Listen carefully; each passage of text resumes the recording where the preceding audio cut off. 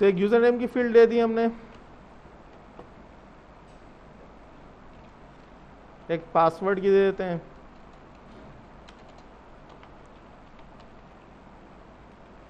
Password के लिए उन्होंने स्पेसिफिक एक टेक्स्ट बॉक्स दिया हुआ है, इनपुट पासवर्ड, तो ये वाला ले लेंगे। इसका फ़ायदा ये है कि आपका जो पासवर्ड है वो नज़र नहीं आएगा जब टाइप करेंगे किसी।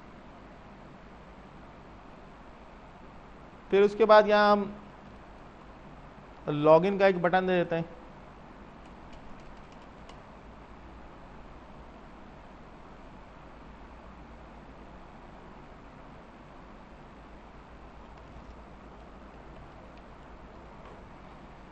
लॉगिन, अब वो यहाँ पर यूज़र नेम और पासवर्ड टाइप करेगा तो इसकी वैल्यूज देते हैं जो कि एज ए इनपुट हमें रिसीव होंगी।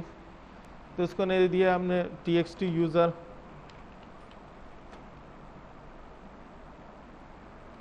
इसको मैंने दे दिया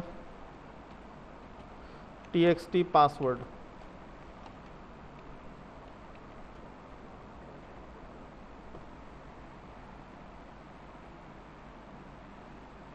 ठीक है जी। अब उसके बाद सबसे पहली जो प्रोसेसिंग, हम इनपुट रिक्वेस्ट की डायरेक्शन को सेट करते हैं। तो हम क्या करेंगे, सोर्स के ऊपर जाएंगे,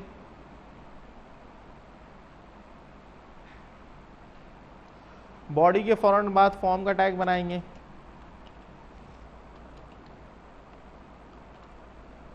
इसको क्लोज कर देंगे एट द एंड, यानी जहां बॉडी क्लोज हो रही होगी। यहां पर इसको डिफाइन करेंगे आपके पास एक्शन। तो एक्शन जो हमें सेट करना है वो हमारे पास लॉगिन पेज के नाम से भी हम पेज बनाएंगे, उस पर सेट करेंगे लॉगिन डॉट php, इस पर रिक्वेस्ट जाएगी। मेथड फिलहाल हम रिक्वेस्ट को देखना चाह रहे हैं, इसको देते हैं गेट। ठीक है, तो ये आपके पास रिक्वेस्ट जो है इस वक्त सेट हो गई। इस पेज को नाम देते हैं हम लॉगिन डॉट php का।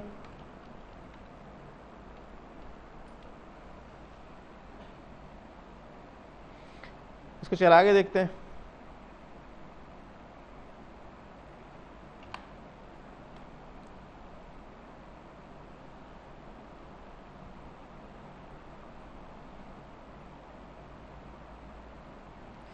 तो यहाँ कोई रिक्वेस्ट हम देते हैं, जैसे मैंने यहाँ दिया ABC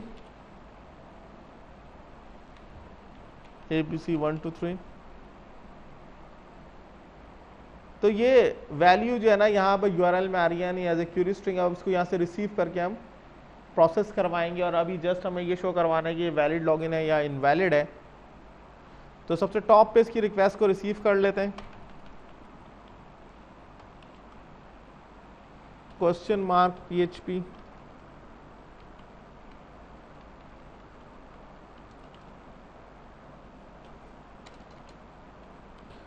अब ये पहली दफा रिक्वेस्ट आ रही है तो उसको चेक करेंगे, if is set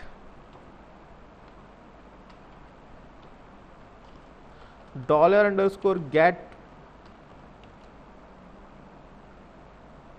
txt user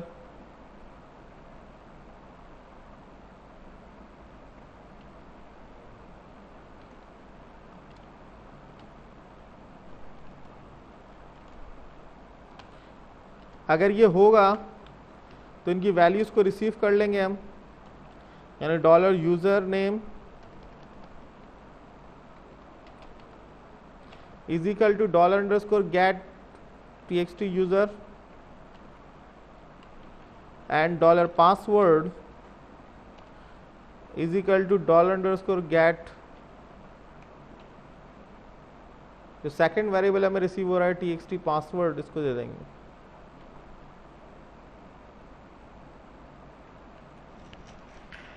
उसके बाद हम क्या करेंगे कि यहाँ पर डेटाबेस कनेक्शन मुझे बनाना है, तो इंक्लूड करवा लेते हैं डेटाबेस की फाइल को, इंक्लूड dbconnection.inc। अब ऑथेंटिकेशन परफॉर्म करने के लिए मुझे क्यूरी रिक्वायर्ड होगी।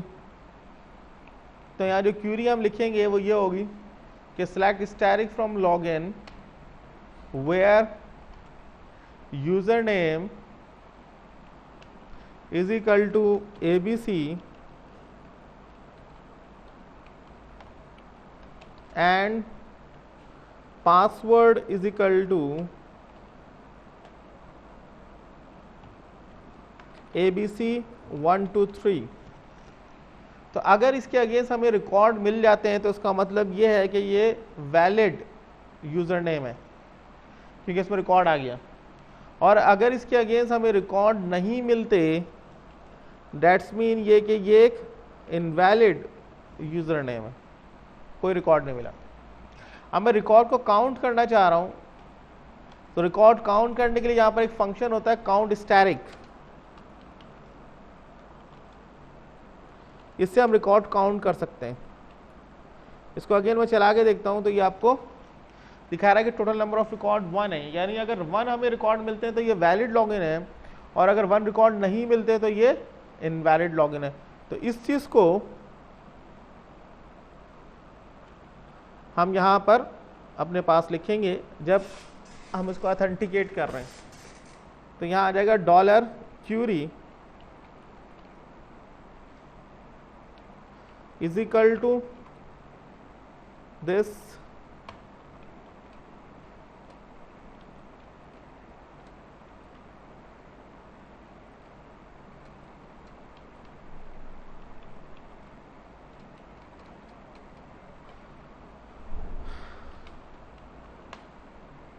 इसमें ये सिंगल कोटेशंस आपको नजर आ रही हैं, इनको हटा देते हैं।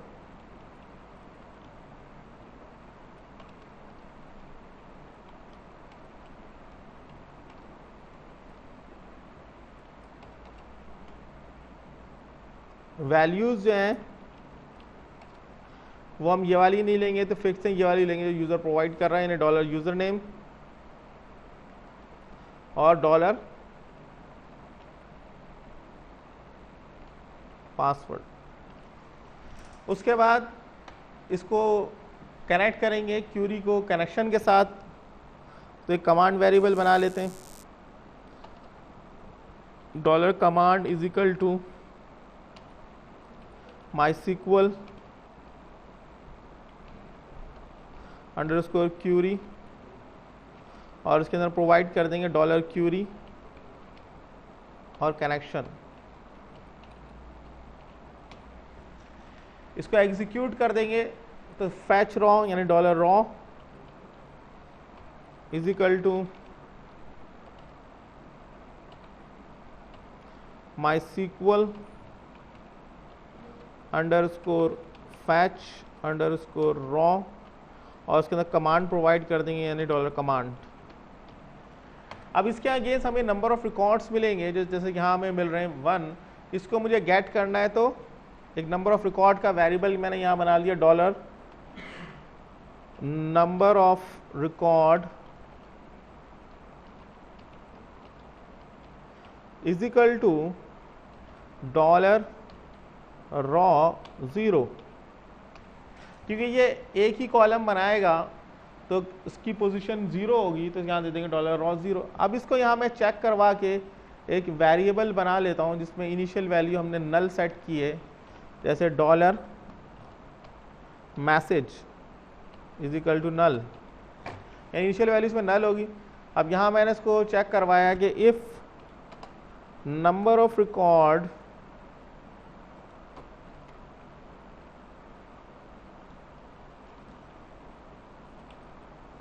Is equal to 1, that's mean ये कि ये वैलिड लॉगिन है। फिलहाल इसको हम मैसेज सेट कर रहे हैं हम, यानी मैसेज इज इक्वल टू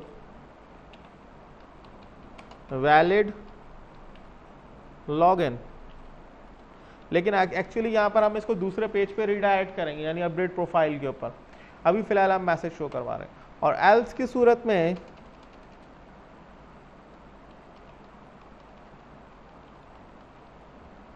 इसको हम दे देंगे इनवैलिड लॉगिन।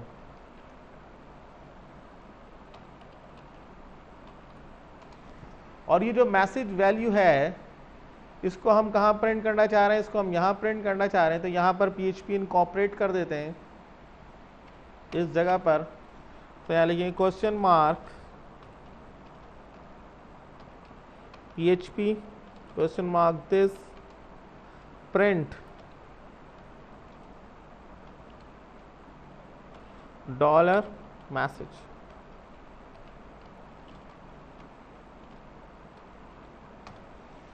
तो ये आपका जो है लॉगिन पेज जो है बन गया। जब मैं हाँ स्मॉल में देते हैं, वही मैं देख रहा था कि मैंने स्मॉल में लिखा है कैपिटल में।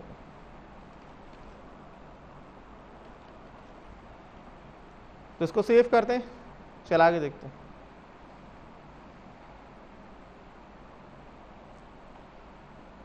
तो इनिशियली कोई मैसेज डिस्प्ले नहीं हो रहा। अब हमने ABC या पहले से वो पासवर्ड सेव करवा दिया था, तो ABC और ABC 1 2 3 मैंने इसको वैलिड किया, तो दिखा रहा है आपको वैलिड लॉगिन। अब मैं इसको गलत दे देता हूँ, ABC 2 मैंने कर दिया, तो ABC 2 कोई एक्सेस नहीं करता, और इसको हम मैसेज दे रहे हैं तो ये आपको दिखा रहा है इनवैलिड लॉगिन।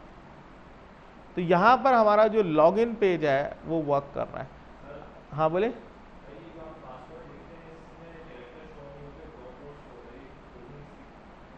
हाँ तो पासवर्ड तो इसी तरीके से होता है ना, पासवर्ड किसी भी साइट के ऊपर चला जाए वहाँ डॉट डॉट आते हैं, वहाँ पे कैरेक्टर तो खुद शो नहीं करते।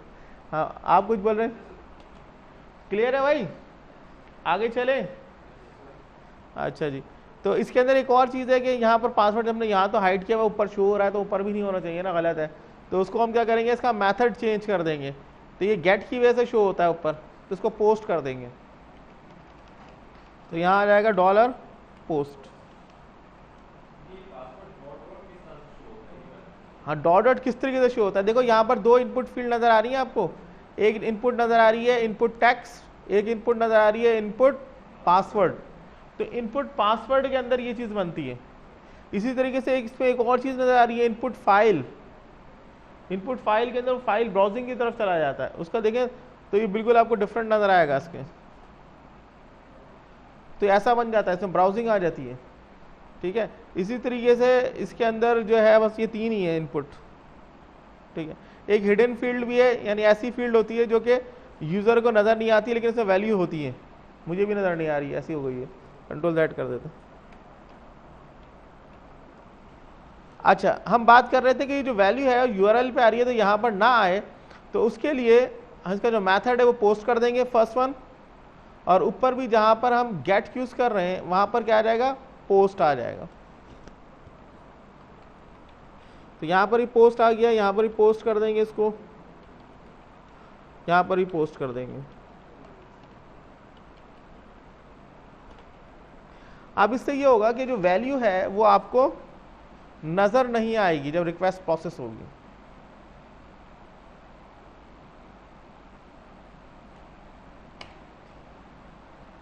यहां पर हम गए, अब जैसे ये रिक्वेस्ट को प्रोसेस किया, देखिए वैल्यू नजर नहीं आई, मैसेज आ गया वैलिड लॉगिन। इसी तरीके से हम इसके अंदर जैसे मैंने ABC 2 दे दिया, अब ये मैसेज वैल्यू नजर नहीं आई लेकिन वैलिड लॉगिन। अच्छा हम एक और, हाँ बोले। हाँ यार दरअसल होता ये कि जो ब्राउजर में जब एक फील्ड आ जाती है ना पासवर्ड की, उसको वो डिटेक्ट कर लेता है ब्राउजर, तो वो आपको इनिशियली एक मैसेज देता है कि क्या मैं इसको यूजर नेम पासवर्ड को सेव कर दूं, ये मेरा फीचर नहीं है ब्राउजर का है, तो वो सेव कर देता है।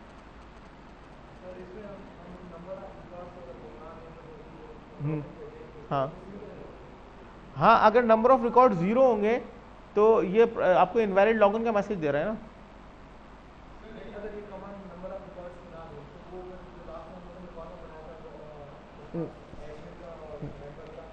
हाँ उसी की तरफ मैं आ रहा हूँ कि यहाँ पर तो हमने जस्ट अभी ये चेक करवा लिया कि ये वैलिड लॉगिन है या इनवैलिड लॉगिन है। तो उसमें हमने क्या किया है कि इसको नंबर ऑफ रिकॉर्ड की बेसिस के ऊपर यहाँ पर इसको हमने मैसेज दिया है कि अगर ये 1 होगा तो ये वैलिड होगा और एल्स की सूरत में इनवैलिड होगा। तो 1 की सूरत में हमें इसकी टाइप भी तो चेक करनी है टाइप भी चेक करनी है, और इसका जो आपका यूजर नेम होता है उसको ग्लोबल करना है, तो जिसके लिए हम सेशन वेरिएबल यूज करते हैं। जैसे अभी जो, हाँ बोले। ग्लोबल का मतलब ये होता है कि अभी जैसे जो वेरिएबल मैं यूज करता हूँ, जैसे मैसेज का वेरिएबल मैंने यूज किया है, वो मैं यहाँ पर यूज कर सकता हूँ, इस पेज के अंदर यहाँ पर मैं यूज कर सकता हूँ, इस पेज के अंदर कहीं भी यूज कर सकता हूँ। लेकिन मैं ये चाह रहा हूँ कि मैं एक ऐसा वेरिएबल बना दूं जो किसी भी वेबसाइट के पेज पे यूज हो जाए, यानी ना सिर्फ ये कि वो इस पेज पे यूज हो, बल्कि जब हम अपडेट प्रोफाइल बनाएंगे वहां पर भी वो वेरिएबल एग्जिस्ट करेगा, ओवरऑल वेबसाइट पे एग्जिस्ट करेगा। तो उस वेरिएबल को हम ग्लोबल वेरिएबल कहते हैं। वेबसाइट के टर्म के अंदर हम उसको कहते हैं सेशन वेरिएबल। सेशन वेरिएबल का मतलब ये होता है कि इसका स्कोप उस वक्त तक रहेगा जब तक ये ब्राउजर आपने ओपन किया हुआ है। जैसे ही आप ब्राउजर क्लोज करेंगे ना तो सेशन एक्सपायर हो जाता है, ठीक है। तो उस वेरिएबल्स को हम क्या कहते हैं, सेशन वेरिएबल्स कहते हैं। तो यहां पर जो फर्स्ट हमने क्यूरी राइट की है उसके अंदर हुआ ये है कि हम जस्ट इस चीज को ऑथेंटिकेट कर रहे हैं कि वो वैलिड लॉगिन है या इनवैलिड है। अगर वो वैलिड लॉगिन है तो हम इसके मजीद डाटा को एक्सेस करने की तरफ जाएंगे, जहां पर हम ये देखेंगे इसका यूजर नेम क्या है और टाइप क्या है, और यूजर नेम को फिर हम ग्लोबली सेट कर देंगे और टाइप की बेसिस के ऊपर हम इसको रीडायरेक्ट करेंगे कि ये मेंबर पेज की तरफ जाएगा या एडमिन पेज की तरफ जाएगा। क्लियर है यहां तक? हाँ भाई, किसके समझ में नहीं आ रहा है बता दे। क्लियर में तो लोगों को शर्म आ रही होती है। सब लोगों को समझ में आ रहा है यहां तक? इसकी वीडियो सेव कर देता हूं।